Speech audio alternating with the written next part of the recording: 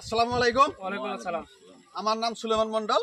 আমি পান কোম্পানির এমডিও হিসেবে কাম করি। আজকে আছি দলগমা এরিয়ার মামুদপুর গ্রামের পার্ট 1 এর একটা যমুনা পান কোম্পানির যমুনার ফিল্ডে। দাদা, আপনার নামটা কি? হযরত আলী, গ্রাম গ্রাম মামুদপুর। মামুদপুর। আপনি এই ধানটা কতদিন ধরে চাষ করেন? মেলা দিনাতে করি, তাতে 2-3 বছর বা 5 বছর পাঁচ হাজার করি। হয় নাকি?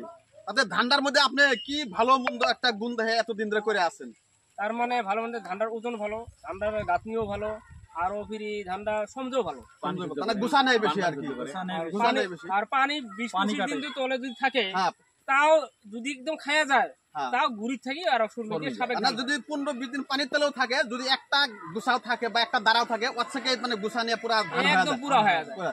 তাতে আপনার গ্রামের আশেপাশে যারা চাষী বন্ধু আছে, না। তাদের আপনি কি আশ্বাস দিবেন? দাদা, এই ধানটা করার জন্য কি উমাকে আমি আর কইছি বলে দেখো ধানটা বহুত ভালো ধান, এইটা করো। এটা করো, এই পাঞ্জমুনা ধানটা করো। পাঞ্জমুনা ধান, পাঞ্জমুনা ধানে ভালো। পাঞ্জমুনা ধানে ভালো, পাঞ্জমুনা ধানে ভালো। তাতে মার্কেটে যত ধান আছে মোটামুটি পাঞ্জমুনা হাইস্ট লেভেল বলে কথা। Highest level. হাইস্ট লেভেল না? Highest level।